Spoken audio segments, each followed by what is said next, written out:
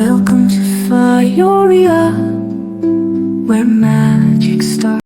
समंदर के बीच एक चमकता हुआ कुर्रिसटिल बादशाहत थी। एक पानी शीशे की तरह साफ और रंग बरंगी मछलियां लहरों के साथ खेलती थीं। वहां के लोग खुश रहते, गाते, नाचते और मेले मनाते। इन सब पर हुकूमत करते थे बादशाह एसरविन और मलिका आशा, जो अपनी नरमी और मोहब्बत के लिए मशहूर थे। मगर मलिका आशा के दिल में एक खामोश दुआ छपी थी कि एक औलाद की दुआ। हर सुबह वो दरख्त दुआ के सामने जाकर आंखें बंद करती और कहती कि ये खादी, मुझे माँ बनने की खुशी अता कर। वक्त गुजरता गया और एक दिन उसकी दुआ पूरी हो गई। मलिका ने 2 बेटियों को जन्म दिया, एक के सियाबाल थे और दूसरी के सुनहरी। पूरे राजमहल में जश्न मनाया गया। बादशाह ने मुस्कुरा कर कहा, हमारी सियाबालों वाली बेटी का नाम मेरा और सुनहरी बालों वाली का नाम सलीना होगा। वक्त गुजरता गया। जब वो 5 साल की हुईं तो पूरा महल उनकी हंसी से गूंज उठा। वो बागों में खेलती, तितलियों का पीछा करती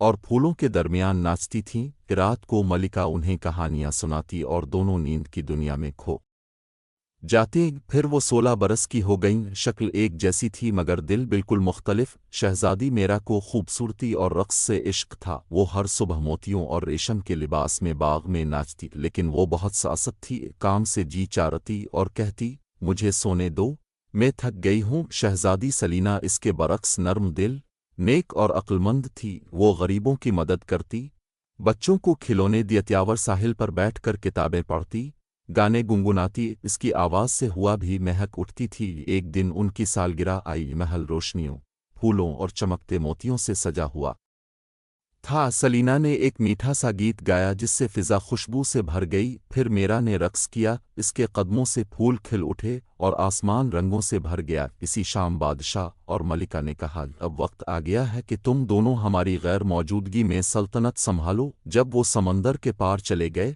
तो महल में खामोशी छा गई। सलीना सुबह सवेरे उठकर लोगों की बात सुनती, गरीबों की मदद करती और हर मसला हल करती। मेरा आईने के सामने खड़ी रहती, नए लिबास पहनती और हर बात टाल देती। जल्द ही मसले बढ़ने लगे, फवारे खुश्क हो गए, बाग मुरझा गए और मछेरे परेशान हो गए। एक दिन समंदर में तूफान आया। सलीना फौरन निकली और अपने सिपाहियों के साथ कश्ती वालों को बचाया। मेरा महल की बालकोनी से देखती रही। पहली बार इसने अपने दिल में एक अनोखी चुभन महसूस की। इसे लगा कि शायद खूबसूरती से बढ़कर कुछ और भी अहम है। अगली सुबह वो पहली बार खुद सूरज के साथ जागी, सादा लिबास पहना, अपनी बहन के पास गई और चुपचाप इसके साथ बैठकर काम करने लगी। इस दिन के बाद दोनों बहनें एक साथ सल्तनत संभालने लगीं। मेरा ने लोगों से बात की, मछली पकड़ने वालों से मिली और बागों को दोबारा जिंदा किया। कुछ ही दिनों में कुर्रिसटिल बादशाहत फिर से चमकने लगी। फूल खिल उठे,